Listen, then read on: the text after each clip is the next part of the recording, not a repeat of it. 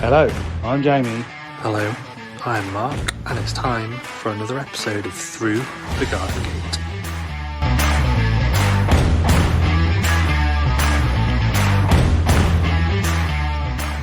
They're down in the polytunnel at the bottom of my garden, and I forgot the tripod, so I'm holding the phone. How silly of you then. Hello. Hi, Jamie. Good evening.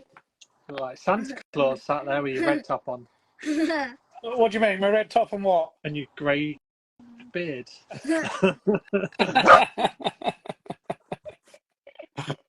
I haven't trimmed it this week. That's why. To be honest, I was going to put my Christmas jumper on because I was speaking to Julia today, and she said, "Oh, are you going to go on Christmassy?" And I can't find it. I don't know where it is. Oh no. Gutted. Should have worn my Christmas Santa hat. Yeah, should have done. Never mind.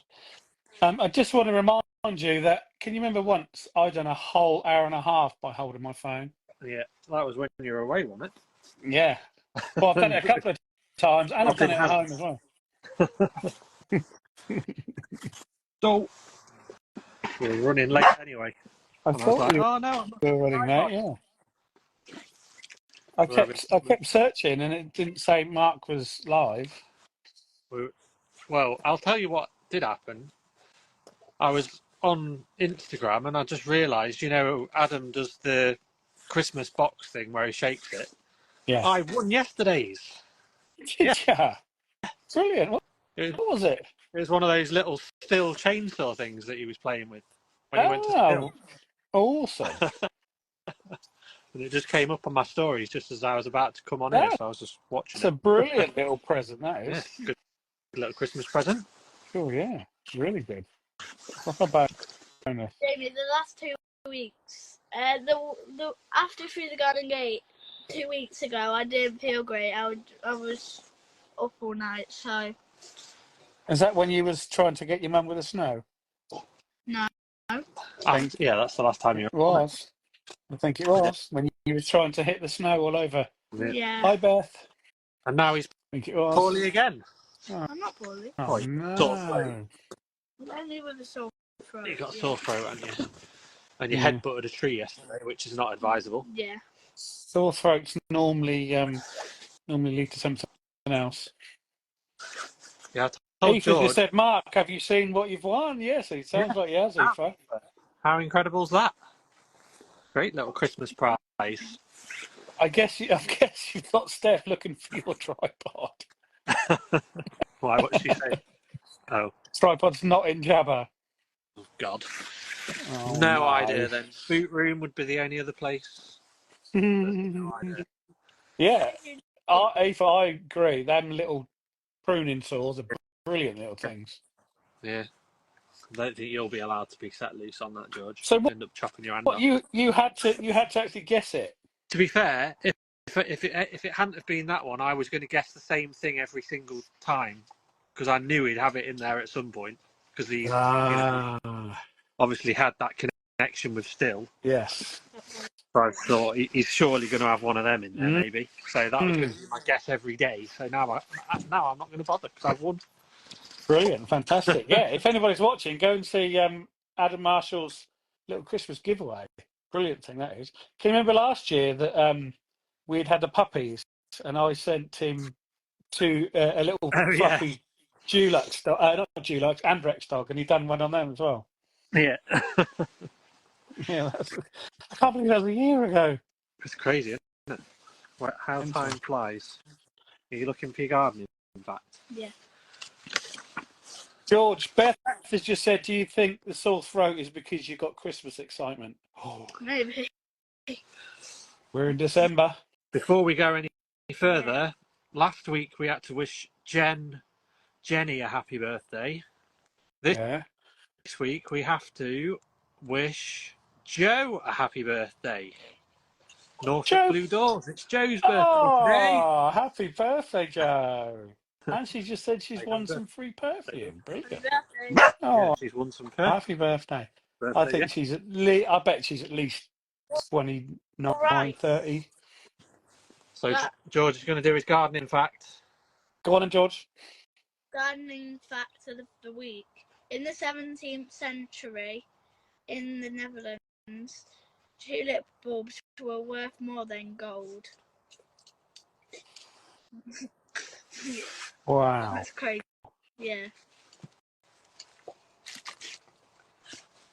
And so that was it was called Tulip Mania, and it was between 1634 and 1637, so 3 years, and a single tulip bulb sold for more than 10 times the annual income of a skilled artisan. Wow. That sounds a bit like some of the snowdrops these days. Yeah. That's unbelievable. That's a good fact, George, that one. Good Did that one, take isn't it, much researching? Yeah. That's a good seasonal one, isn't it? Googling. Oh, Daddy got. Go grab the tripod. We've got the tripod. Because everybody's oh, you got to hold it now. My arms are The Hunt for the Black Tulip is one of my favourite books by Alexandra Dumas. The birthday girl says. Is that related to Tulip Mania? I wonder. I don't know, possibly. Joe says she's 48. I wouldn't put you above 38, Joe. What have you been doing, George? Been to school? Yeah. Only got Lots of a Christmas. few weeks. Yeah. 3 weeks and you got Christmas off. What are you hoping for Christmas then? Well, on Christmas Eve we're going bowling. Are we? Oh, lovely. Oh yeah, I remember. I remember. I'm glad you know what we're doing, George. Yeah. At least somebody I don't does. forget any. I don't even forget even one thing. You forget everything. No. I don't forget anything. We haven't been doing much gardening in the last few weeks, have we? Really? No. You were poorly, Yeah. and then the weather was rubbish. It rained all weekend, and then it rained Yeah. one weekend, didn't it? So Yeah. I don't think many people have been doing much, has it? It's really slowed down this time of year. I've just been picking more leaves up. That's about it. He wrote The Three Musketeers too, and it's absolutely about Tulip Mania. Oh, wow. That'd be a good book to get, George. It's probably not a George-friendly book, by the sounds of it. Mm-hmm. Maybe The Three Musketeers. Mm. Maybe when you're a bit old. You're going to go to bed. Bye. See you in the morning. Bye, See you, Jamie. George. Take care, mate. Careful. Yeah. Beth says, has anybody got any tips for stop deer eating tulips? No, Beth. They just eat them all the time. I'm exactly the same here. I don't plant any anymore. Do they eat the bulbs then? Do they root around to the bulbs? Yes. No, just the flowers. They just eat the tops. Yeah. If you just plant daffodils because they don't eat anything yellow. Not plant yellow tulips. Just have yellow tulips. There you go. Put holly Get some. branches over the top. Yeah. Holly. That's all right, but they just you're masking everything then, aren't you, Joe? You can't see them in a while. I gave up. I think the year before last, I bought loads and they munched them. So I started putting fences up and bits of wire, and I thought, what's the point? It just looks rubbish. Yeah. Especially if it's pot covered with wire and Yeah, like squirrels eating stuff as well, isn't it? Yeah.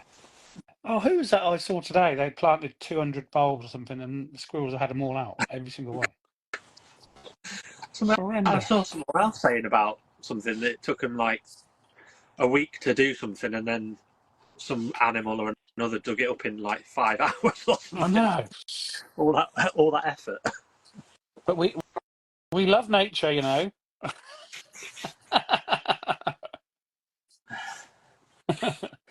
Beth, you just have to have yellow tulips, I think, unfortunately. Yeah, grazers as well. Yeah, I thought about that. That's that spray, isn't it? They just like the taste of it. But yeah. But then again, it's like the effort of spraying it on your tulips. Like, you've got to remember to do it. If it rains, you have to do it again. Yeah, because it doesn't stay on, does it? It's No, it just more disappears. valuable. But that apparently it does work, but I don't know. I don't know whether it's all worth it. Voles eat the tulips, the bulbs, I guess. They're probably, just horrendous. Stuff. Tried that. And the flashing lights. Oh my God. Wow. How much effort to go to try and get some tulips, eh? I know, sod it. Oh. I know, because I know Elizabeth, I know Beth really well. She's the one who I built the shed for. Okay. And A house shed. they're only in the next village to us, and their deer problem is just horrendous, absolutely horrendous. Is she But that's what. similar setting to what you've got, I guess. Yeah, in terms basically, of yeah. They've got a massive. Oh, we've got a massive field, but their garden is like a lovely garden with trees, and then beyond that is probably about an acre of just grass at least as well. Wow. And it's just surrounded by horse fields and woodlands and things, so it's just coming from everywhere. Fence the garden, yeah, but then to try and fence, I don't know how long it'd be. Probably half a kilometre, maybe You got 500 metres at least. 7 foot tall, aren't you? To keep deer out. And you probably need about 20 grand or something silly. Be silly. Yeah. Evening, Jen and Rashinda. Hello, girls. I was listening to your podcast today. So was I, and I'm glad to hear you back. You had a week off last week. Not happy about that. Well, yeah, I know, and I'm not happy that they're going to be doing it every 2 weeks. No, it's horrendous. Consider it. I mean, seriously.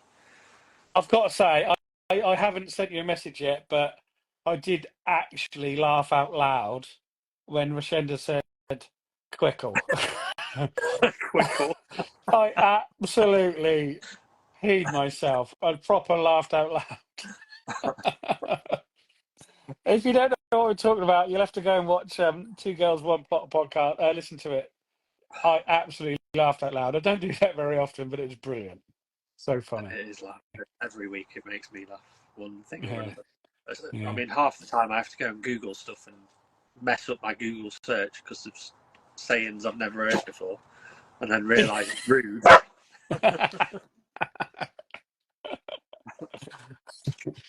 6 foot stock fencing. Yeah, 6 foot high. That's what it is. But it's a lot of money in it. So much money. You've got to live with them, I think. Bloody old deers. It's the muntjacs. They're just overrun around here. Thousands of them. See, we get deers in the garden at work, but because there's so much of everything. You know, I don't notice the damage really. I mean, they've rutted a few trees in the woodland, but other than that, No. I'm not pulling my hair out going, oh my God, there's, everything's ruined. Yeah. To be fair, the chickens did more damage than what a deer's ever done. Did they? We used to have chickens, and it was when the garden was quite young, so young perennials, chickens, didn't bode well. They were just scratching everything. So yeah, they didn't last very long, those chickens. No.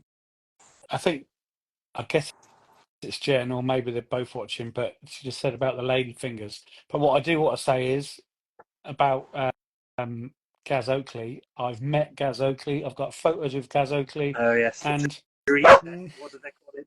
The hunk. Gaz hunk. Yeah. Two. What did they say? Two lesbians squirting over. Gushing over. Gushing. That's it. Not squirting. Sorry. Evening, Dan. Hey, Dan, you're right. The squirrels have even ate Beth's roses. Oh, man. Terrible. So we were going to have a bit of a chat about what's been going on through the year on Through the Garden Gate. Yeah. Yeah, talking about lesbians gushing, Dan. Sorry. Not that kind of podcast. I've done a quiz for you about our podcast. Yeah. Oh my God. I think people in the comments could probably help out as well. Hopefully. You probably get 0 because it's quite hard. Oh, thanks. But it's about our podcast, so Go on you then. were there for it all.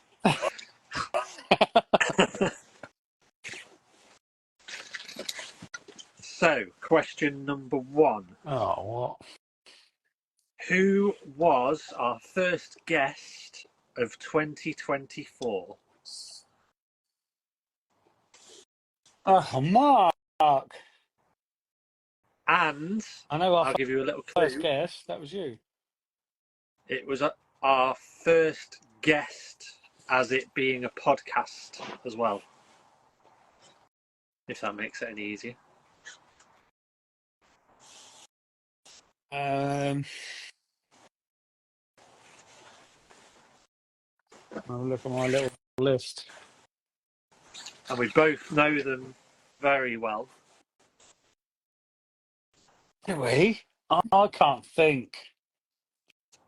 Give me a clue. Anybody know on there? Steph, come on. It's somebody who today I recommended that they change their Instagram name. To what? She's been reading today. Because they've moved somewhere. Ah, Scroovy. So I recommended to Chris today that he should change his name I to saw that. either Yeah. Guernsey Gardening or Groovy Gardening Guernsey. Groovy Gardener Chris. Oh, lovely. So yeah, And Chris has been on 3 times, hasn't he? episode number 23, which was the first one of 2024. Oh, fantastic. Sorry, didn't get that right. So, question 2. Which one of our previous guests has won back-to-back awards at the Garden Media Guild Awards? I know that. Alex. Hey! Alex grows food. He's done so well, hasn't he? Amazing to win back Unbelievable. 2 years in a row.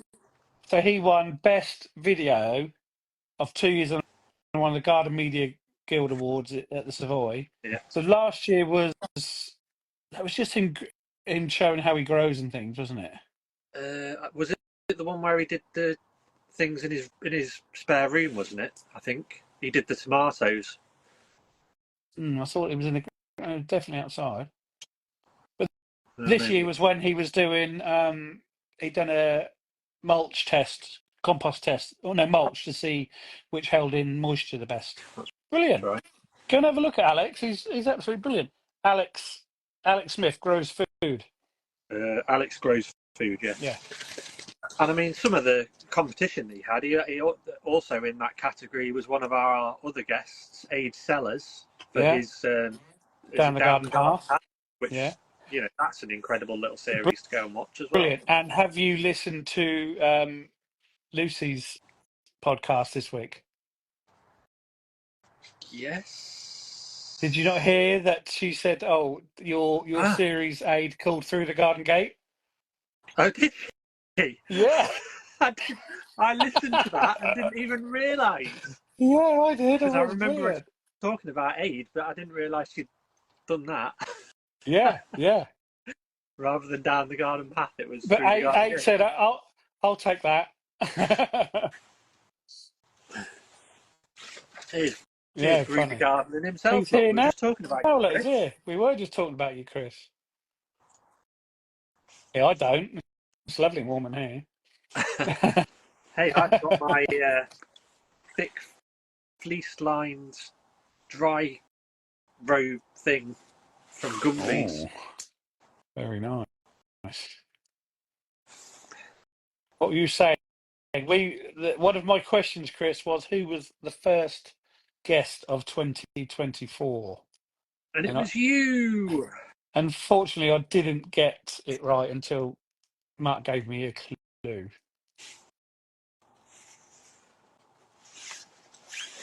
So, question number 3. Which episode number did George first appear on? And who was the guest? Oh, yeah.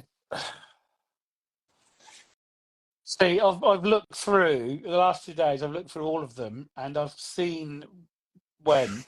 I've seen the one that says George's first appearance on it, but I can't remember. So I don't know. There's no point guessing. I'd say episode 51. Well, this is episode number 67.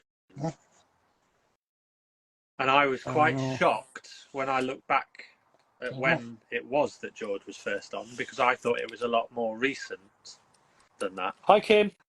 It was episode number 32. Was it really? Jen Howarth. Wow.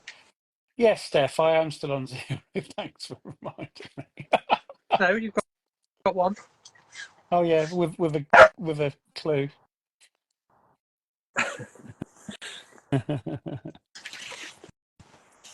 It will be early summer. It was, yeah, bloody hell. It goes quick, doesn't it? Yeah.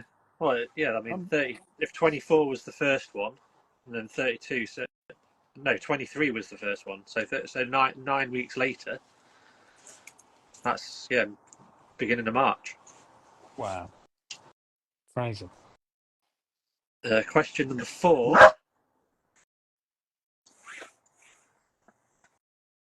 Episode 35 with award-winning Leanne at My Little Patch of Earth. Yes. Was unusual for what reason? For some strange reason, I remember this very, very well. So this was when Ben was still with us, and he had a family crisis as well, so he wasn't on. And then once we started, we had a horse crisis, and I had to go. So I ended up hosting the podcast You on did. my own.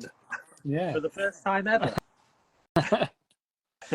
And probably the only time, other than when everybody got kicked out when Alex was on, and I ended up hosting on my own as well for 20 minutes or whatever it was. Mark is quizzing me on previous Through the Garden Gate episodes, Kim, and I'm not doing very well. And what a year Leanna's had. Winning all of those awards at it's fantastic, wasn't it? Absolutely fantastic. Absolutely incredible. Yeah. Thanks, Kim.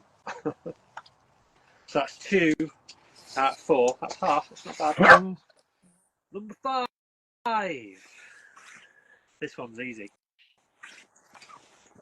Who were our first ever double guests? Was it Fiona and Hugh last week? No. Wasn't it? They were on here. My God. Oh, my God. No, stop it. Stop it. Are we taking your first answer? No. That was just thinking out loud. That was Jen and Roshenda. It was indeed 2 girls, 1 plot. Yes. Do we give him a point for that, everybody? Yeah. Half a point. So you lot need to start thinking of some questions for Mark, because I haven't got none. He didn't tell me we're doing this. Question number 6. On episode 45. Oh my God. Who was our first ever returning guest? It's got to be Chris. It was Chris. Yes. Chris has been the answer of 2 questions. Yep. Well, it wasn't intentional, but he's been in 2 seminal moments. Have the you fact that he was the first. seen this? What's going on? Chris said give him half a point, and Daly said yes, a point of a bayonet. Thank you. God. Well, he remembered you, Chris, so maybe you need to upgrade him a bit there.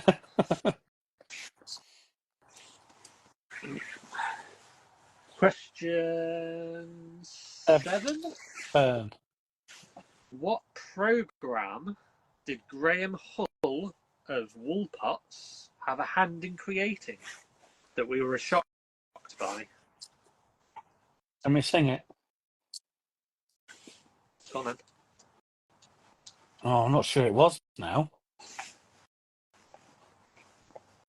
Has it got Tinky Winky La La Poe in it? Yeah. Has Yes, it was. Teletubbies. Yes, he did, didn't he? We were Yeah. shocked at that when he told us that. That was just like, oh my god, how can he go from? I can't remember. Did he produce it or he come up with the idea? I can't It was remember. something to do with the marketing, wasn't he? Because he used to be involved in television marketing, and he was involved in It was like Cartoon Network stuff, wasn't he? really, yeah, he was really involved in it, and he said, how can he go from doing all that to making Making wool wool pots? pots. He wanted a big career change, didn't he? And he's got another business as he does tree guards, doesn't he, as well? Regards, and I think he does something with whiskey as well. Oh, really? You Because never mentioned that. I've still got a bottle of whiskey from him, which he gave to me, Kim, and Catherine, and I've still got it in the kitchen. I haven't drunk it yet. Chris has said, my question to Mark: How many miles was his commute with you? How long in miles was his commute with you to work? I think I can remember him saying it's quite a while. Well, I think it took him about an hour, and my commute's about 40 minutes, and I do about 23 miles. So Mark looks like he's got a wall on his head.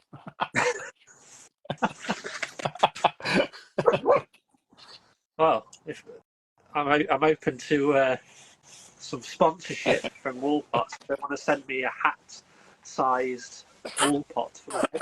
They do large. They do large ones I'll now, have one yeah. for my head. I'm sure that will squeeze over your noggin. That's my dad, by the way, abusing me. How is it?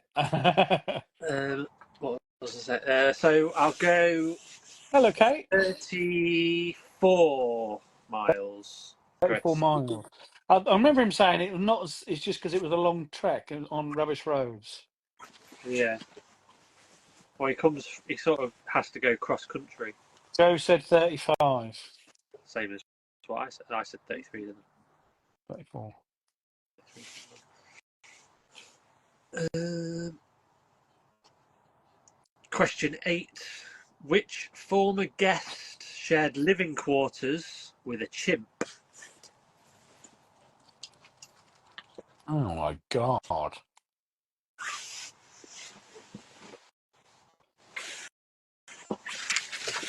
Was this brought up on an actual show? Yeah. How does that not stick in your memory about that story? Oh, Chris! Oh my god, Chris Collins! What an idiot, Chris Collins! Yeah, I was going to say he was like one of your favourite I know. people that we've had on. Yeah, Like Chris Collins, unbelievable. That man could talk about his gardening life forever, couldn't he? Unbelievable. He definitely needs to write a book. He's been there, done it, all over the world, done every single thing. Unbelievable. Any prestigious job in this country as well, like working at Westminster Abbey. Yeah, Westminster Abbey. Didn't he learn Edinburgh RHS gardening in Edinburgh? Yeah. Just Places in Africa, Japan. I think he's in, where is it in a minute? Corsica at the minute. It's on holiday. Enjoying some warm weather in the winter. Mark always wears the coolest hats. Of course he does.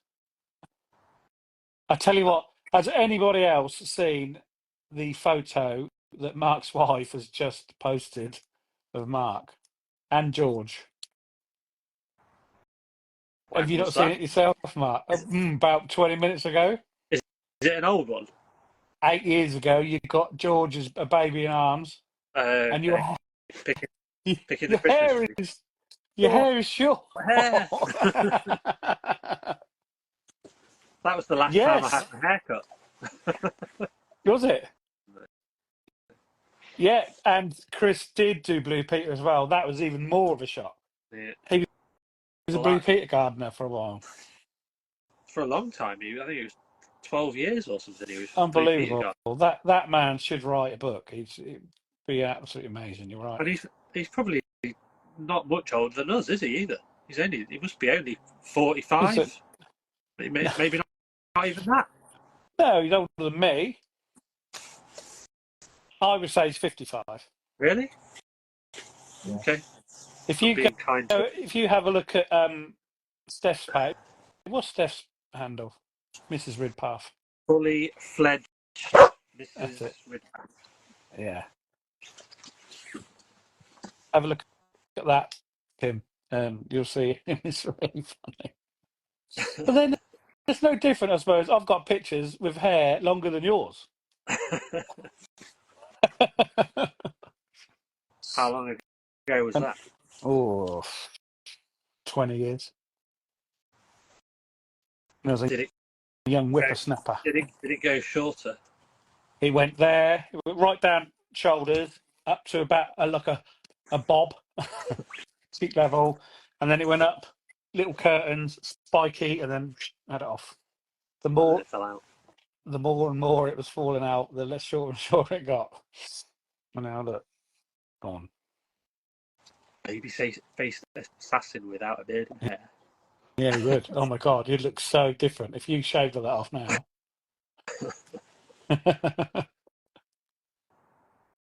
Yeah, all my comments are all working because I'm not touching them. Are they really? Yeah. So, final question that I've got. Who described themselves as a rose in our lightning round questions? You thought I was going to say Tromboncino, but that was Oh too no, easy. that one. That was Aid. That was Aid Sellers.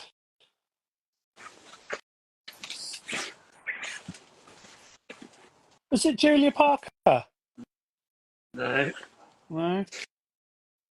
unless she did as well. But that's not the one I'm thinking of. Well, the only other person I can think of roses is Chris again. No, wrong. I'm just guessing now. Who was it? It was John the Bee Gardener. What? I'd have put him as a big gold fern tree. I can't remember his reasons, but yeah, I think that's what he said. Oh my God, Mark! Challenges have started to come in. Have your hair and beard off for charity next year. Oh my God! I'd do one or the other. I'm not doing both. Wow.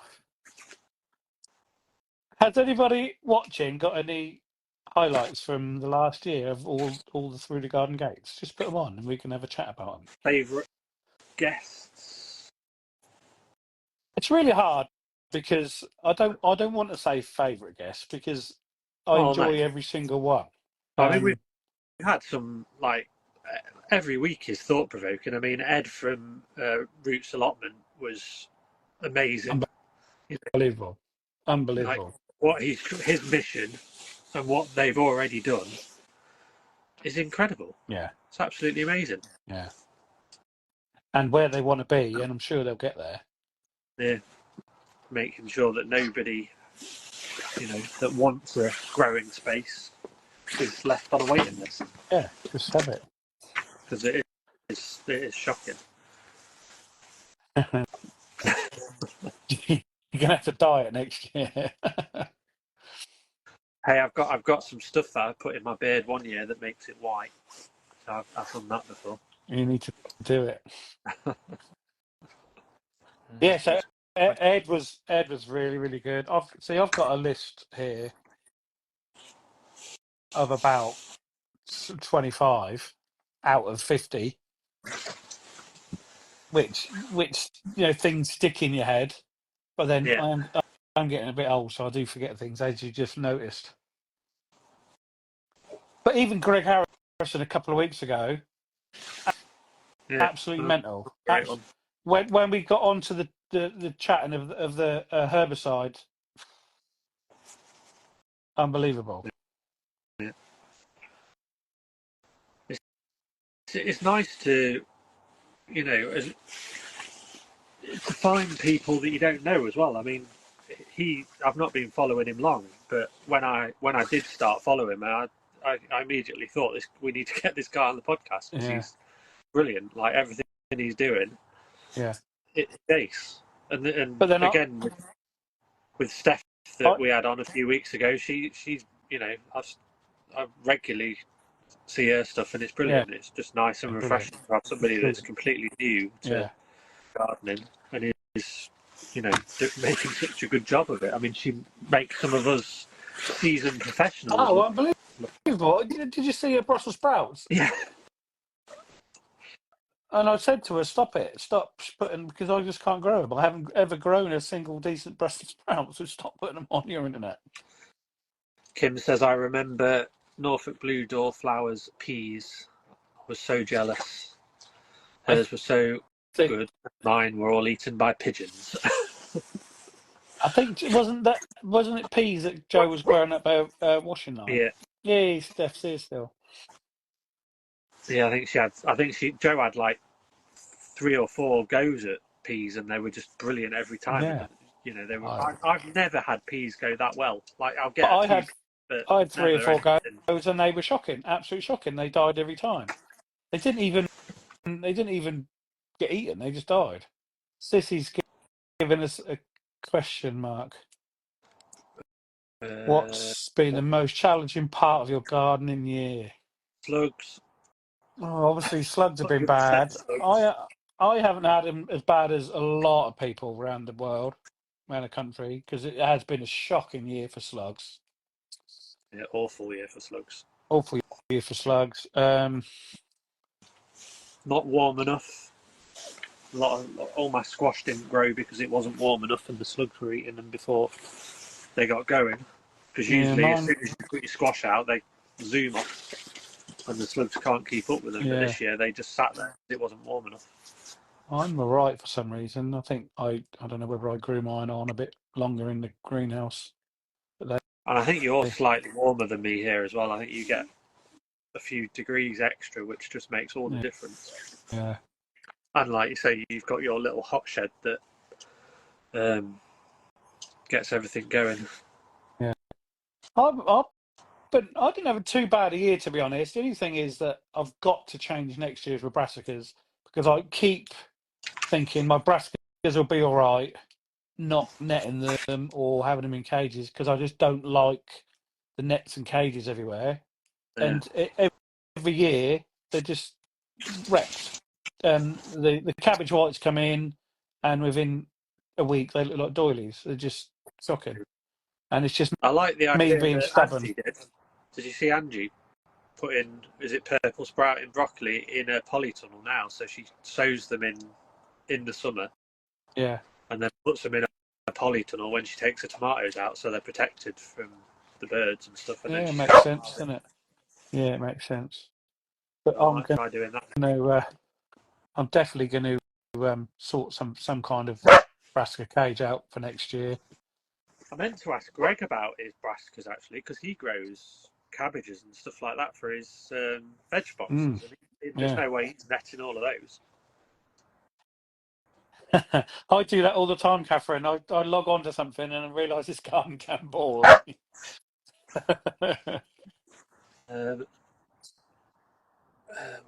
Kim's asked you a question. Will you be growing dahlias next year? Depends on the slugs.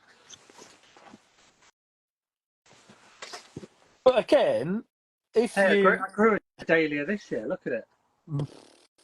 That's what all mine look like at the moment. Never did get a flower. But again, with the dahlias, if you grow them big enough, the slugs shouldn't affect them, really, should they? I don't know. You haven't seen the slugs in my garden.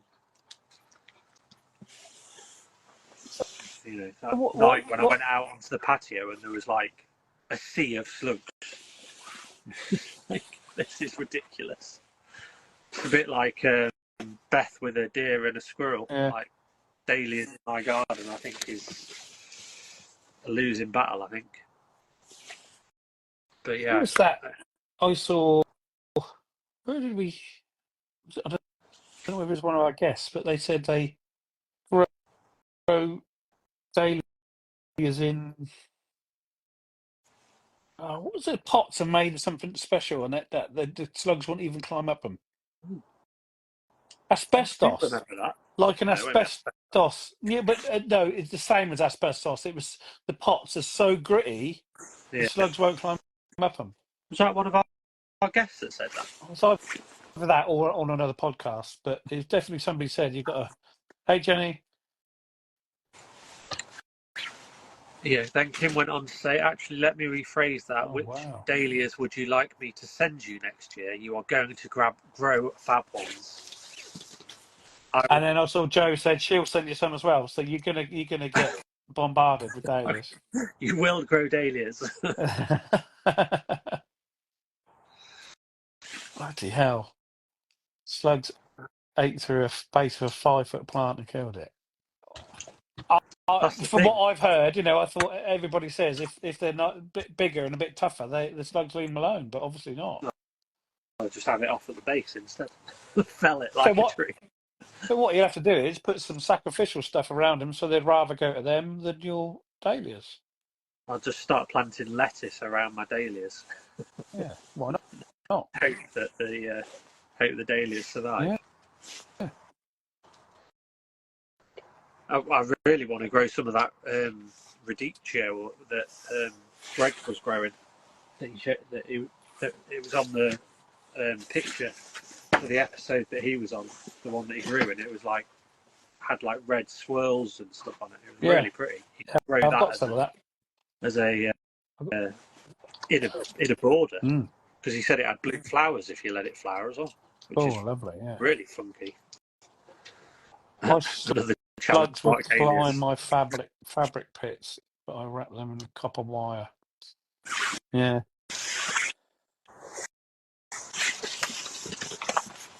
Somebody said they put double copper tape as well. Who was that? Double thickness. Instead of the 20 mil, they go the 40 mil. No, really. And that Well, the thing works. is, as well, slugs come from underground as well. Like they're not just a surface dweller; they come up. Yeah. I'll tell you the other thing I've heard about slugs is oyster shells. Yeah, well, I heard that the other day as well. So we must listen to the same podcast. Was that could have been on the organic podcast, Chris and possibly. But that doesn't that work the same as the shell on Earth stuff, the crushed cockle shells and things? I think it's specific to oyster shells. I think it's the smell. Okay, there you go. Kim says they don't work. There you go. That's that one out the window. Done. Kim, Kim's probably tried everything under the sun to try and stop dahlias getting eaten. I would imagine, yeah. I guess. Sissy says pepper and crushed eggshells. There you go. Joe used 50 Joe must have been Joe talking about the copper. Oh, copper wire. Bloody hell. Sorry to burst your bubble. Oysters doesn't work. Leave nature to it, full of the frogs, snoots, birds, etc. That's the thing. I've got to encourage more wildlife into the garden. You need some frogs, don't you? Yeah. Oh, there are frogs about. I've seen frogs in the garden, but not enough. Because we've always avoided having water in the garden. Because the first year we moved in, that summer, for some reason, the mosquitoes were absolutely horrendous. Like we had to buy a net to sit outside under because we were literally getting eaten alive by it. Stagnant water. And I think it's because there's like a lake over the way. Yeah. And I think that was obviously where they were breeding. But touch wood, we've never had a situation like it, but it was horrendous. We were like lathering ourselves in bug spray and all sorts just to go out in the garden because you'd just end up. God. You know, if you went out at like just as the sun was going down, you'd get eaten alive. Yeah. There's a photo of my back one evening when I'd gone down to water the veg garden and it was just covered in bugs. Unbelievable. Of course mulch like arborist chips. The bugs and beetles are a really good thing to have in your garden against the. It took my old garden 2 years to get perfect nature balance. Yeah. Yeah, I mean, I don't spray anything in my garden. The wildlife's happy to come in, and so hopefully eventually. I think this year is just being a complete imbalance for slugs because we had such a mild winter last year. I think we had one frost last winter, so that's not going to kill any of the slug eggs off. So they were just, and then I think because of bird flu, we've had less birds. So it's just a combination of things, really. Yeah, that warm, wet spring, or not even warm really. That was a bit all over the place, wasn't it? It was up and down everywhere, but really wet. That's the main thing. It was wet. That was just perfect. And then a rubbish summer. Yeah, nothing majorly exciting, was it? Really? No, awful, absolutely awful. Yeah, Jenny says you don't need a pond to attract frogs. Dig a hole and cover it with sticks and moss. Frogs will love it. Let's try that. A frog hole. Toad in a hole. Great minds think alike. Oh, did you see Julie Parker with that toad in her shoe the other day? Oh, was that Julia? Yeah. She That's put my her worst. out. Horrible. I hate frogs and toads. I can't pick them up. Oh, horrible. But that was in her outdoor, cloggy croc type shoe thing. I wonder if she'd left it out in the garden. Yeah, I think leave by the back door, and then they get in there. I Kate's can't understand. had hedgehogs. See, they're brilliant. I've seen a. No, that was at work. I saw one at work, but I've not seen one here this year. Look, the stats for hedgehogs, I can't remember exact now, but they're just phenomenal. That the amount we used to have down to now, I think it was something like 9 million down to 800,000 in the country now, something like that. Yeah, It's absolutely crazy. It is sad. We never see them anymore. When we were kids, they were everywhere, absolutely everywhere. Every night you'd see them snuffing about. I mean, even where my parents live, which is quite a busy little town, I remember like whenever you'd go out in the evening, there'd be hedgehogs wandering around the place. If you left milk out for them, they'd drink the milk. Yeah. Whereas nowadays, it's like if you see a hedgehog, it's a rarity. I mean, the most of the time you see hedgehogs, they're squashed on the blooming road. Yeah, definitely. Yeah, and obviously that doesn't help because there's more and more cars, but it's got to be more to it than that. It really has. Oh, I don't want to touch my comments because they'll stop working. Any more stand out? And the frog ignored it and went and lived in an old watering can, which I thought was very rude of it. I've got hogs. Oh, she's got hogs that they eat, slugs that they eat. Does he eat everything else? Do they eat everything else? What plants and things, Joe, as well?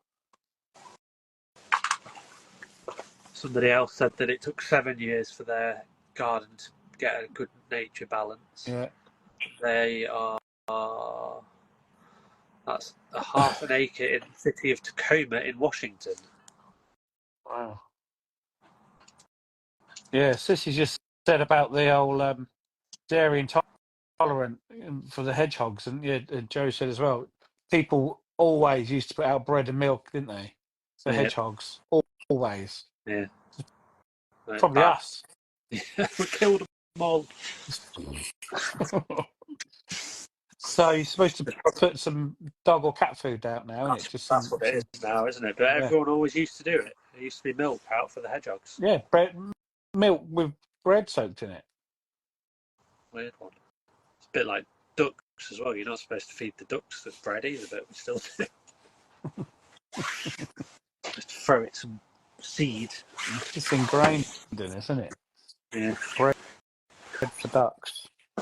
Dry cat food. No worms and hedgehog food.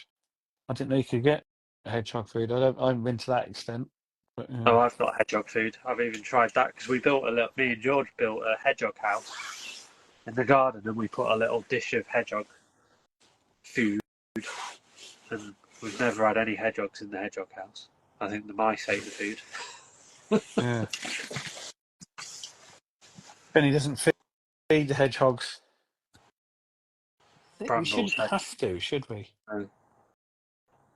Brambles hedgehog food. We shouldn't have to feed any of them, really, but we do, especially the birds.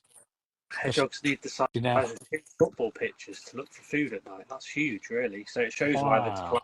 they've got no blooming big areas left for them, is there really? No, because we're building on it, building everything on the Greenland. And any big areas of open space is fields, and there's probably sod all for them to get from a field, really. Mm. It's just And more and more fences, isn't there, for all the houses? And it's just say you put the little hedgehog walls. Yeah. little, so they could walk through between the different gardens. Yeah, and less hedges, more walls. Exactly, same thing there. Paul's just said taking hedges out and putting fences in. With too tidy for hedgehogs. Yeah, a lot of people. Most new housing estates are just going to be devoid of anything like that, aren't they? Yeah. They're just massive high fences, tiny gardens, mostly paved over for cars. Paved over or green astroturf. Did you see that little cul-de-sac in Wales where the sinkhole? Sinkhole of the guy they were interviewing the guy and the wall collapsed. I saw it this morning. It was unbelievable. 50 foot down, 12 metres. Scary, isn't it? And that was caused by a culvert breaking. Yeah. Washed away all the soil. Yeah. Scary, that is. I'm amazed it didn't have a car in it, to be honest. Right in front of someone's drive, wasn't it? Yeah, but how do they stop that? You can't just fill it in because the water's just going to be diverted somewhere else. Well, they've got to put the pipe back through again because it was a pipe of a stream that had collapsed, and then it's just washed all the soil away when they've had all that. Oh, right, I see. So they've got to fill that hole in with boulders and stuff, and then put the culvert back through it. But that just shows that there's a natural stream running under there, and they tried to pipe it so they could build on top of it, and it's. And then it's done that. Yeah. So nature will always win. Mm.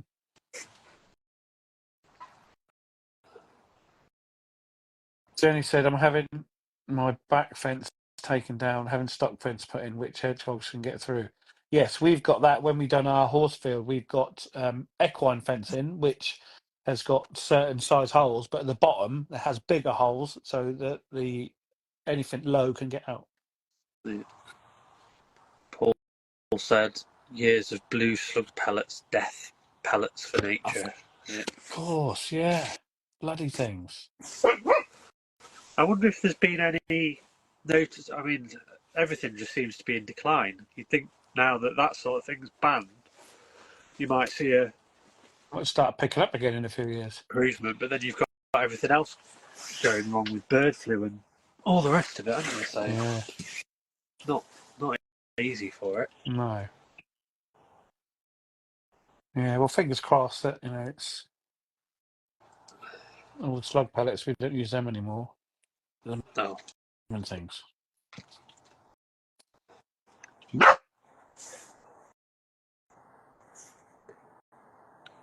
Sorry, I'm just reading through these. So was I. I'm impressed that your comets are still working. I know, and I'm moving them. The pellets killed off fox, birds, hoggies, and insects. Yeah, they're just horrendous things, awful things, aren't they? Spraying pesticides and fertilizers. It's just none of it's good. Yeah. Just imagine when they go across the fields with those massive 20-meter booms, just spraying everything. Everything just gets rained on, doesn't it? Well, I mean, there's drift, and then there's, it runs off if it's rained. You're not keeping that where it's supposed to be. No. Oh, well, and what Greg was saying, it doesn't. It stays in the soil.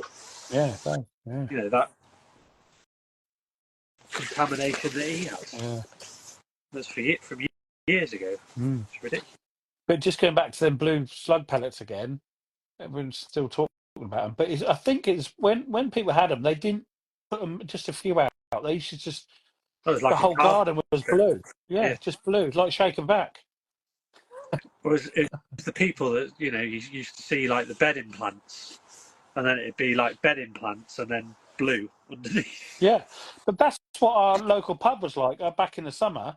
And I was sitting in the garden going, "Oh my god!" So I had to go in and say to them, "I know them obviously," and they just didn't know.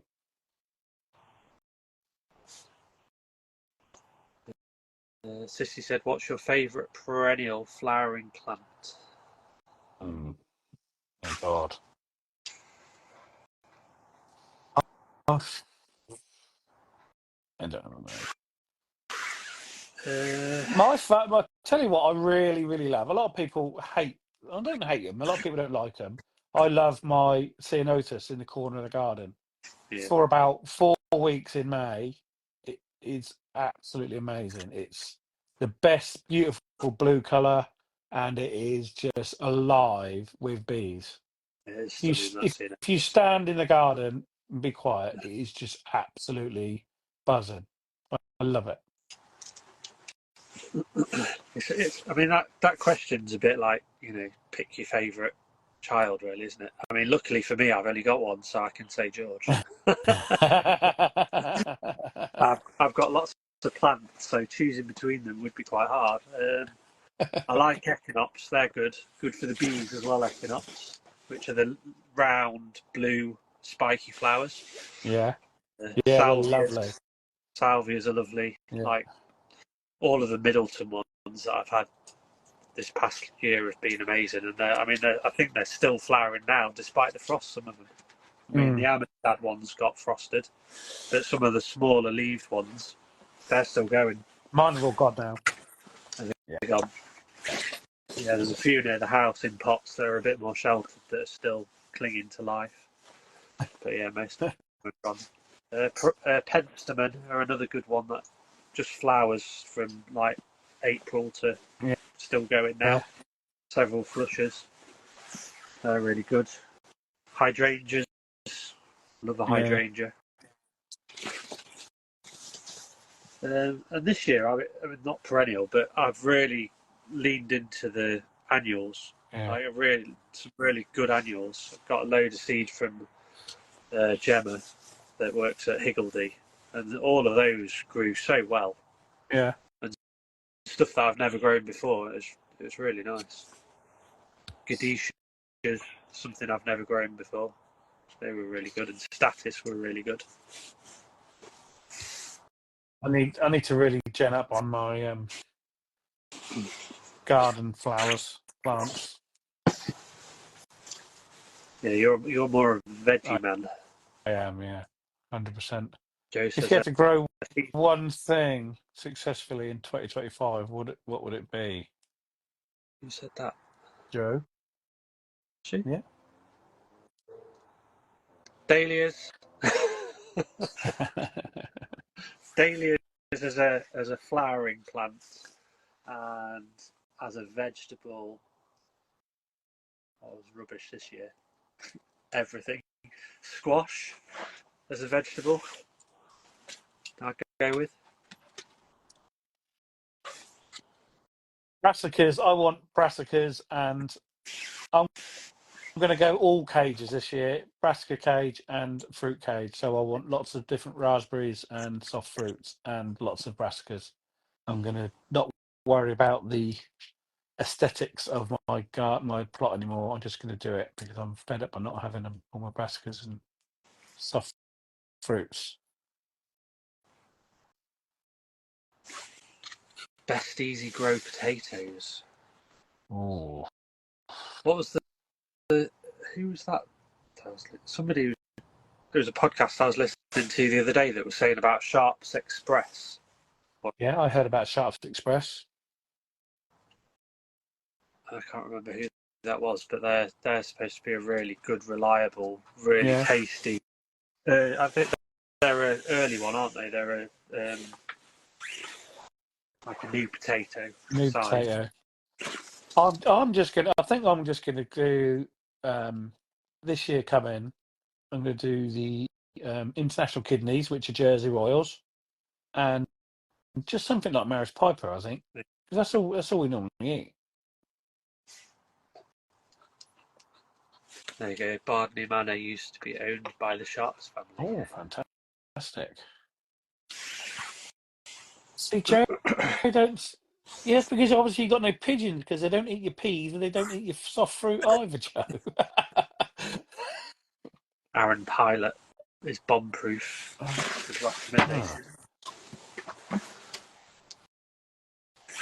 Oh, slightly orange colour. Aaron Pilot.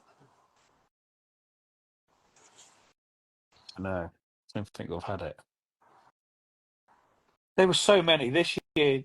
Catherine, Kim, and I went to a potato day in Chatteris near Kim's, and there was dozens and dozens of different potatoes. Oh, there's millions of potatoes. Unbelievable! Yeah, Maris Pipers are great for roasties. I think they're a good all rounder. You can do anything with them. Purple Majesty. Oh yeah, I haven't grown a few purple potatoes. I've never grown any. I grew some blue ones last year, but they weren't very blue when you cook them. It's like the purple beans. When you cook the purple beans, they go green, whereas when you cook the potatoes, they're sort of grey. So it's not as, you're not going to get purple mash, basically. No. If you have purple potatoes, they're more grey. Horrible, yeah. But they they just taste like potatoes. They don't taste bad or anything, but they're not what I expected. Ara potatoes, yeah, they were a good staple one. Blue Annalise as well. Catherine's grown those as well. I think that's the blue ones I did. Was it? That one. Blue Annalise, yeah. Purple Majesty keep their colour when roasted. Oh, really? I love a Hasselback potato. Absolutely love them. Oh, yeah. I guess, if they're roasted, they're not in water. They wouldn't be in water. Air fryer. Get them in the air fryer. I got loads of potatoes still to harvest. When I was tidying up the veg garden at the weekend, I was moving in all the pots that I've still got full of potatoes. I've got about 6 potfuls still of potatoes, and we've been using them. Just did so many because this year, usually what I do is like put what I needed and then give the rest away, but nobody wanted any, so I just planted everything. Yeah, and I've had millions. Well, that's good. They stay fresh under the soil, don't they? Yeah, that's the thing. You do putting them in the greenhouse so it keeps it a little bit warmer. Yes, Jerusalem artichokes. Yes, I love them. Artichokes.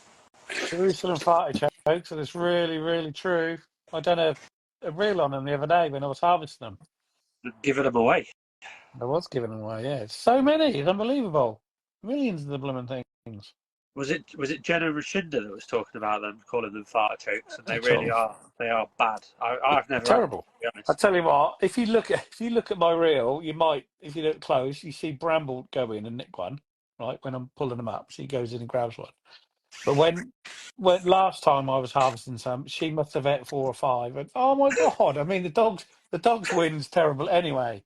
But when she's been eating raw Jerusalem artichoke, it's horrendous. Absolutely horrendous. I wonder if there's a way of cooking them somehow that makes them less. So somebody said if you cook them with lemon juice, okay, or if you cook them in a pressure cooker, that stops them. The lemon juice turns the starch to sugar or something, or changes the starch. Right. I like them. I like them. They taste lovely. was going to say that they're nice looking plants as well. If you wanted to just have them, because they're perennial sunflowers. Yeah, 8 foot tall sunflowers on. The only thing is they just don't get the big brown middle. No, they're just they're almost like a Rudbeckia Yeah, flower, aren't they? that's it. Yeah. Joe Oh, says Joe, that's absolutely disgusting. and she said that. She said that on my reel as well. It's another one Joe won't be growing. Yeah. But she does want some ochre, and I've sourced her some ochre, haven't I, Joe? I need to send some to Jenny Wren as well, because she wanted some, and I've got some, so I'll send her some. You should eat them, Kim. If you've grown them, eat some. Pull some of the tubers up. I bought some from when I first went on Instagram. And that's it. When I first went on Instagram, I bought some from Angie or from her little online shop about 3 years ago, and they just multiply. If you leave one in there, you get about 5 plants from it. It's ridiculous. Absolutely ridiculous. It's loads. Just talking about ochre, Nat. That's going to all that talk Joseph. about ochre, and then I saw on Greg's stories today he'd put a picture of a fruit on there. Yeah. And I was like, I know that plant. I've seen that. Grown that plant, but because I had ochre on the brain, I couldn't think of anything other than ochre, because it's such a similar name to ochre. And it's a choker. That's it. That's so it. I messaged him to tell him what it was, and that I grow it regularly. Yeah. But yeah, it's a weird looking thing. They are thugs, yeah. They're everywhere. Unbelievable. But they're nice. I don't mind. If you've got them, you've always got them. They're one of those things, I think. Yeah, I've never grown them.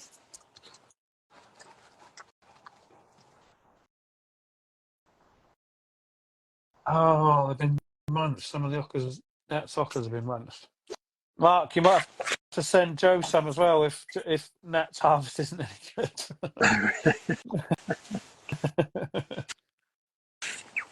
Who's my supplier? My supplier's Sam. I've got some from Sam, but I planted on mine. I only had a handful. Yeah, Sam need some. What do you want, Sam?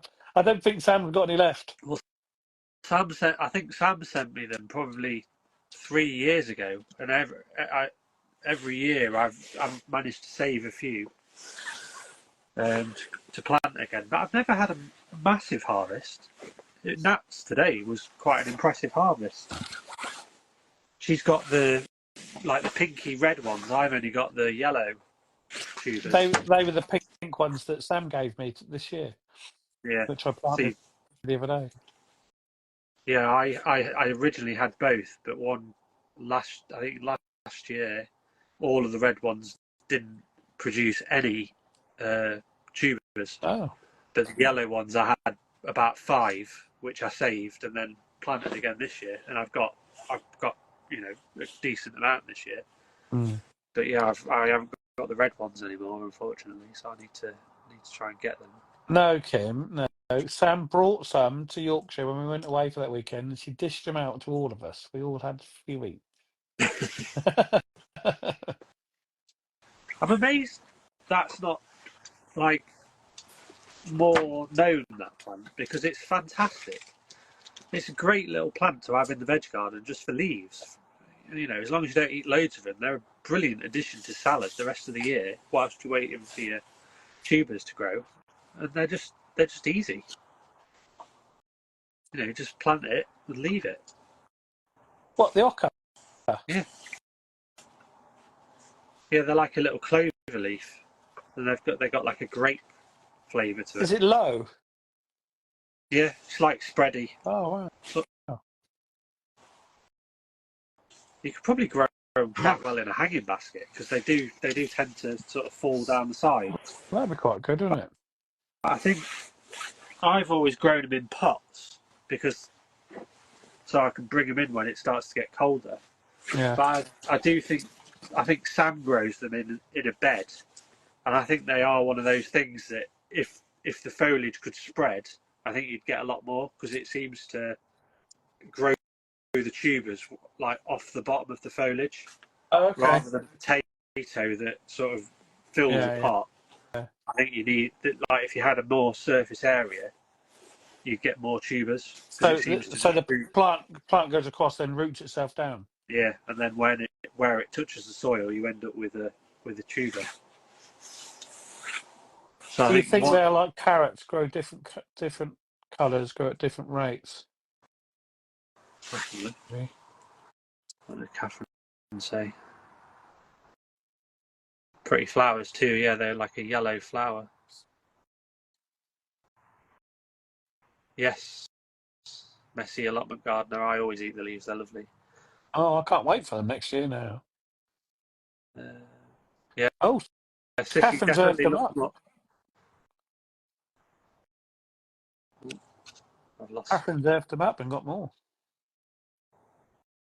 One year I earthed them up and got loads more tubers. That's the thing. I think if you earth them up, yeah, that'd probably be another thing. Whereas I've literally put them on in a builder's bucket, and then I grow the plant in a 9 centimetre pot to get it going, and then plant that pot at the top of the bucket. And I think probably what I should do is do it the same as potatoes and put it halfway down and then build it up. Yeah, right. Yeah. Or on a bed that it can just spread over, and you probably get loads that way, because I think that's how Sam does it. Yeah, mine's on the end of one of the beds, so hopefully that should produce quite a few. Because the thing I always worry when planting anything like that grows a tuber, if you do it in a bed, what happens if you miss some? Especially it comes back again. Potatoes, potatoes are the worst. I guess with okra it wouldn't really matter because they're not quite as crazy as potatoes. But yeah, might try next year. Borage. Borage is another one. I've never ever managed to grow borage. Are you joking? Ever. Ben sent me a massive bag of seed of white and blue borage, and none of it germinated. Are you kidding me? People just, you don't even sow it every year, and you have. But I harvested it all. It's all died off again now because we've had that frost. But you saw it. I put my leeks in, and it was all coming back through the bloody leeks after I chopped it all down, ripped it out. Yeah, that's the same as me. She's put them in pots, and all the best tubers are around the edge. Yeah. Borage is evil. Yeah, it just keeps going and going and going. It's ridiculous. I wish I didn't put it in. And to be honest, several people, I think, including Joe, might have said to me last year, "Don't put it in." It's lovely. It's all right for the bees and stuff, but you can't get rid of it. Jenny said, "I love borage. I'll send you some." Yeah, you wait for Joe's comment. Look, she's already said that's why I never planted it. I think she told me. I'm sure she told me last year, "Don't plant it." Loads of comments saying invasive. Don't grow it. It'll either one year I'll grow it and it'll just take over my garden, and then I'll be cursing it. Yeah, constant, absolutely constant. Fantastic to feed your beds and pots. Yeah, and the bees love it. They do really love it. There's cinnamon in my pocket. I want to grow some comfrey next year. Yeah, comfrey's a good one. Yeah, doing fertilizer. Comfrey tea. I do nettles for that because I've got a good patch of nettles at the bottom of the garden. Yeah. Yeah. See, I knew she would.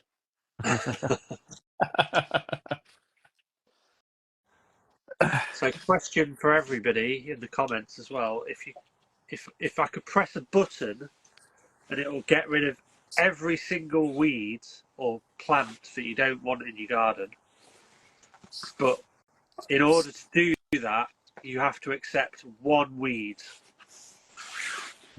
weed would that be?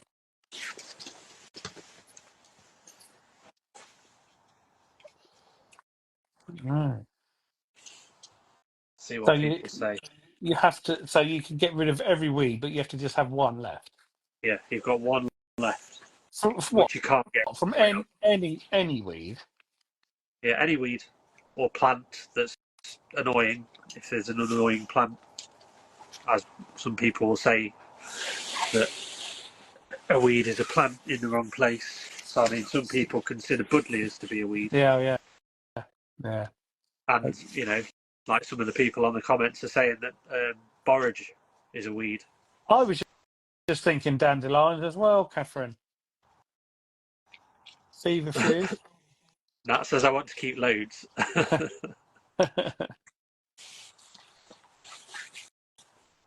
I'd keep dandelions are quite easy to control.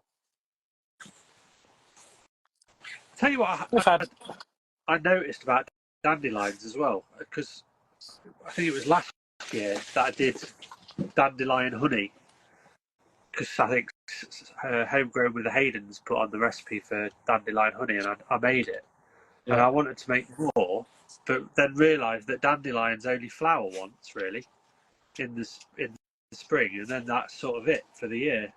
Yeah, but they put out about 15 million seeds each time. Oh, exactly, yeah. but once they've done that, they don't tend to do it again. No. So yeah, dandelions would be quite a good weed. Joe says nettles. Tim said Herb Robert. I've never heard of Herb Robert, Kim. Herb Robert is basically a wild geranium. It's got like a geranium leaf, really fine leaf, and then it's got a little pink flower. Joe wants to get rid of the bindery, the mare's tail, the creeping, whatever that says. Cinquefoil. Cinquefoil and the creeping buttercups. I don't really agree with Joe. have many. I've only got I've got a bit of bindweed out on the plots, but then I've got what's it in here in the garden? What's the one that just bindweed, and I've got grass outside. Couch grass. Couch grass. Couch Yeah. grass. Couch grass. Yeah.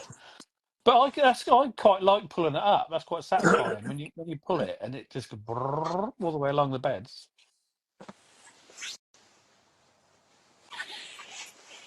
Yeah, there's the perennial willow herb that some people plant as a plant. I've seen quite a few garden designers using the perennial willow herb as a plant in quite a few things these days.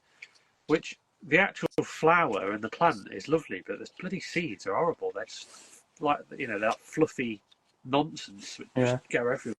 They're fine. You just need if you ever had it, I'd just chop it down before it seeds. It said dandelion honey is great in small amounts. However, eat too much and it's oh my god, diuretic. You'll be rushing to the toilet frequently. That's not good. Not good at all. Be on quite a sugar high as well if you ate a lot of it. I mean, there's a hell of a lot of sugar in it. Isn't it just sugar syrup with dandelion flowers? Yeah, pretty much. Yeah. Great host plant moths and butterflies.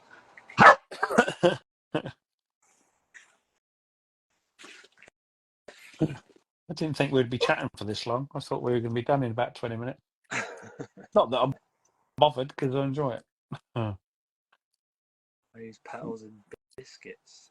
Which petals? Which petals? Or perennial willow herb is easy to pull up. Oh, work it isn't. Bloody stuff. I'll tell you where it isn't easy to pull out as well. In the lake at work, it seems to grow on the edges of the lake, and the roots go into the lake, so they're just in all of that clay, and they're trying to pull it out. It's horrible. You just end up snapping it, and that just goes again, I suppose. Yeah, and then it's back again next year. Dandelions are you? Dandelion petals. Yeah, they look really pretty.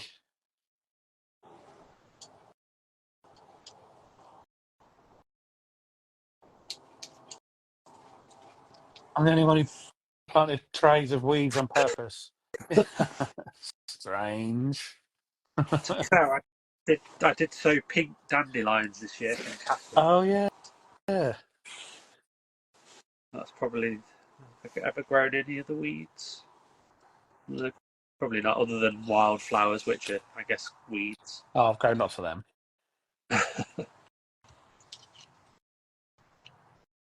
It's my birthday now. I'll try if I want to. The pink dandelions, they did grow, but they never flowered because when I planted them out, they got eaten by slugs. Like Surprise, even when surprise. I grow a weed, the slugs ate it. Your garden should just look barren, shouldn't it? It should be nothing. Everything's getting eaten. Probably will do one of these years, and I'll just give up. Just grow shrubs everywhere. Something to eat them. They don't eat Weeds. my jungle plants. They don't eat the tetrapanax and stuff like that. Because they're too tough. Yeah, exactly. So I'll just grow all of those plants. Yeah, you just have to go all tropical. Don't eat roses. Red carrot. Oh no! You later that. Wait, no. Right, so I think we're winding up towards the end now. I did say earlier in my little story the reason we're finishing quite early because it is only just December. I know normally last year we had a couple of weeks off, didn't we? Yeah, we went until probably 15th, 16th, something like that was our last one. Yeah. But yeah, there is a reason we're stopping this week and we're not coming back till January. The reason being is I've got to go in hospital on Thursday for quite a big operation. I've known about it for 6 months or so, but yeah, I've got to go in hospital for open heart surgery. I've got a hereditary faulty aortic valve, and I've got to have my aortic valve replaced. So it's quite a major operation. I'm going to be under for probably 5 or 6 hours, and then week in Papworth in Cambridge, and then I'm off work for probably 10 to 12 weeks healing up. So that's the reason why we won't be doing anything now till probably, we say maybe the 9th, maybe the week earlier, depends on how I feel, maybe the 2nd. No, because that's the Thursday. Yeah. Didn't you say the 9th last night? Yeah, I did. Thank you, but Joe. when I looked again, it's Thursday. So yeah, Right, it's, okay. Well, it's the 7th and the 14th of the first 7th and 2 14th. weeks in January. So yeah, but so that's the reason why we're having an extended Christmas break, because it's my fault, because I'm going to have a bit of a major operation, but I should be absolutely fixed once I'm all done. I'll let you off. Fingers crossed. That's quite a good excuse, really. Thank you, Jenny. And as we've said, like your Thanks, health is way more important than a podcast. That is for sure. It's just I've got to try and be as chilled and relaxed as I can. Not that this stresses me out, because it doesn't. I look forward to doing it every week. I look forward to sitting chatting to you and everybody every week. I love it. But it's just one more thing I've got to think about. Well, and you're probably you're going to be in bed for the first. Oh yeah, next week. In bed, you'll be in a chair. Next Tuesday. Because you're not allowed to lay down, are you? You've got to lay down in specific positions. It's going to be really weird. Your first heart surgery, but the doctor does it all the time. Yes, I realise that. Thank you. It's getting a bit scary now, because it's only literally 2 days. Thursday lunchtime. I'll be going down from the operation. Yeah, it's getting a bit real. It hasn't. I've known about it for a while. It's hereditary. My dad died of it. Apparently, we thought he died of a heart attack when I was 15, but they're now saying no, it would have been that this faulty valve. And the doctor, I went and saw the doctor, my surgeon, about in August, and he said, if you don't have it done, you'll have a year. So it's got to be done. Full stop. No. Yeah, no quibbles or questions. It's got to be done. That's it. Full stop. Yeah. Well, Nil by yeah. mouth Wednesday night onwards. Yes. Well, I'm allowed to eat something light before 5 o'clock Thursday morning because I'm going down at lunchtime on Thursday. Oh yeah, that's the reason. That's the news Hmm. that I've known for a while. Yeah. But we'll all be thinking about you and worrying Thanks very about much.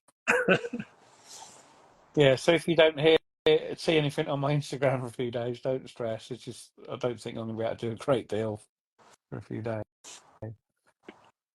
What I might do next Tuesday is I might do a short live and just let people know how it went. Yeah.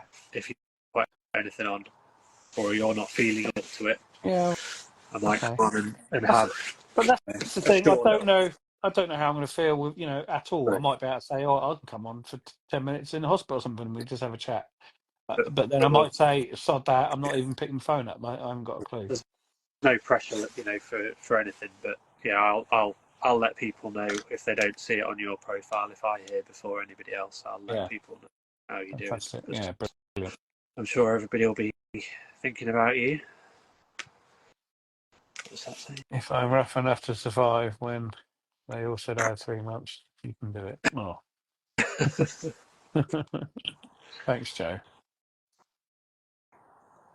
Yeah, so that's me for a few weeks.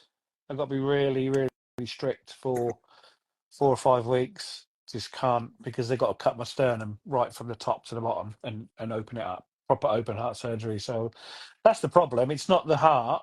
The heart will be fixed as soon as they put the new valve in. The heart's fixed. It's done. But it's all everything else fixing in and around everything else. The muscles, the bones. Yeah, that's it. Which is not going to be much fun, really, No, is it? no, it's not going to be fun. But a week in Patworth, which is lovely, beautiful hospital in Cambridge. It's apparently, well, it is. I've read it's the leading heart specialist of the world in Patworth. They only do lungs and hearts. It's not a standard hospital, and it's brand new. It's 2 years old. It's absolutely beautiful. It's like a spaceship when you walk in there. It's really, really nice. You'll be looked after well there, then. Yeah, there's Nice. no wards. It's everybody has their own room. It's like a hotel. Yeah. So, yeah, No. I'd like to say I'm looking forward to it, but Well, at well, I'm not. least once it's done. I mean, it's not quite the same as what you're going through, but when we No knew booze, go no. when we knew what George's problem was from birth, that it was a blood clot in his kidney, Yeah, the doctor said, he's got to be on blood pressure medication, which he was for 2 years to control his blood pressure because his body was constantly trying to force blood through that kidney. yeah, because it was so small and damaged, it wouldn't go through. So his blood pressure was really high. yeah, So he was on blood pressure medication that old people are on. yeah. For the first 2 years of his life, we had to syringe every day, Bloody hell. and we knew that eventually he'd have to have that kidney removed. So the only way he was ever going to get off the blood pressure medication was to have that kidney removed. Yeah, So for however long that was, we knew that they couldn't do it until he was a certain age. So it was his body was big enough to do the surgery. yeah, We had that sort of as young parents, knowing that our young child at some point in the not too distant future was going to have to go and have that sort of surgery. Yeah, You know, horrendous. it's similar. You know, knowing that you've got to go through that, but then, you know, the other side of it. You know, as soon as he'd had that operation, he was off the blood pressure medication. Exactly. Which was Yeah. amazing because Yeah. you know, it was a pain in the backside to get hold of because our pharmacy had to special order it in because he'd have been probably the only kid in Lincolnshire that was on that blood pressure medication at that small amount. Yeah, there. Yeah. So it was a nightmare, and you also knew that if he ran out, you were in trouble. You know, he couldn't run out. No. You had to plan your holidays to make sure he had the right amount and all sorts. Yeah. So scary times. Yeah. So it's you know, at least once you've had this operation, you can relax about it. And you know, you said to me you felt the effects of the valve being defective now. So yeah. I think I said to you the first time I actually felt it because I knew about it because my sister's doctor wrote to me and said, "This is in your family. Your sister has got this faulty valve. You need to get checked." So I started the ball rolling, went to see my GP, and he started me having some tests. And then when I was rolling on those big bales down the field, can you remember when I was jumping on them and trying to walk on them? Yeah. That's one of the first times I felt the symptoms of, you know, a little bit of a heart pain and getting out a puff. Yeah. And that's when I went to him and said, "Look, you know, we need to push this along a bit because I'm getting symptoms," and that's it. And from then they went boom straight through, and within a few months they've got me in because it has to be done. If not, I'm brown bread. Yeah. So they've been really good. You know, I can't ever slag the NHS off. They've been fantastic. Jenny said her daughter had 8-hour back surgery earlier this year, and is still in the recovery stage. That nearly broke me. It's just awful having your kids in a hospital. Yeah, horrible. Like that. Absolutely horrible. That period of time when you know, they go You're off not to have with the them. surgery, Oh, yeah, when it's you horrible, get isn't called it? to say, you know, come to the recovery lounge to see him. Yeah. Felt like, you know, the longest, however long it was. Yeah. You know, they go, "Oh, go and get yourself some lunch." Like, yeah, right. Not really hungry. I'll get some lunch when he's out. Yeah. That's the thing. You never want your kids to be in pain. Jenny said she wished she could do it for her. Of course you do. Yeah. So has your sister had the surgery as well then? No, see, my sister's isn't as far on as mine, and the reason why, she's older than me, but the reason why is because I've always had manual jobs. I've always been into sport. So my heart has worked harder than hers. Right. She's had a sit-down desk job and never really done any sport all her life. Yeah. So her heart hasn't worked as hard as mine. So the only way I can explain it to people. So there's your normal valve, aortic valve, is like if you imagine a Mercedes car sign with the 3 triangles. They're the flaps. So every time it pumps, it opens to let the blood out to rush around the body and closes again so it doesn't let out. But mine's got 2 flaps instead of 3, and mine opens and closes like that. But mine's basically got work hardened now, and it can't cope. It's letting blood pump back into the chamber. So instead of pumping it out, it's now coming back in again. So it's coming in from both directions. Right. So it's not as efficient as it once was. No. And what's happening, the more the gap in my valve gets, the more blood comes back. Yeah. And he just said it will just pop. Eventually, you've got blood coming in from both ways, and it will just give way. Yeah. Think of the happy head on you, Jamie, when they have. Oh yeah, no, yeah. We need to get him on Instagram Live when he's on all those crazy drugs. We might get some truths out of it. Oh my god! Yeah, I have. And he said, actually, lots of you won't know that you all really helped me that day as I was living my life on Instagram to keep myself distracted. Oh, lovely, really nice. And Thursday better be in time. Thursday at, they say, midday. I should be going down. So fingers crossed. Sissy's brother had the same. It's not the same as me, Sissy. Oh, wow. I've heard, it's not. There are. It does happen quite a bit, and like I think Joe said earlier, it's a big operation, but it is quite routine. They do it again and again. They do it all the time. So it's almost like a what do they call it? Like a routine operation almost nowadays. yeah. Like it's one of those things that's like, get them in, get them out. That's nice to know. Sissy's brothers had exactly the same. Lovely. There's somebody else that had it as well that we were speaking to. So, it was Greg that had heart surgery, wasn't Greg it? That we had on a few weeks. Yeah, he was racing, wasn't it? They had to slow it down or something. Yeah. Well, he had two, didn't he? He said he had one and it didn't work, and then Didn't he had to have work. another. And when I heard that, oh my God, I thought, oh, don't say that. It was a different operation, was it? Yeah, nothing completely different. Yeah, completely different. Yeah, the morphine and Oromorph. Oh, yeah.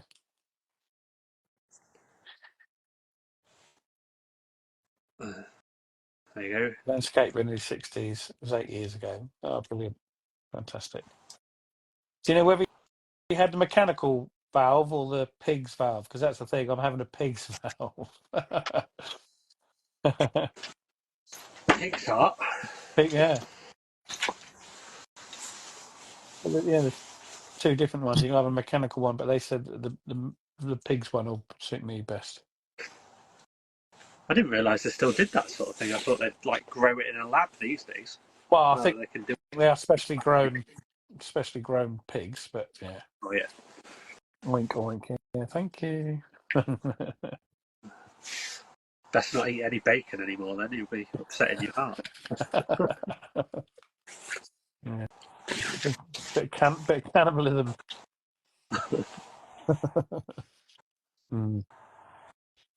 Right, mate.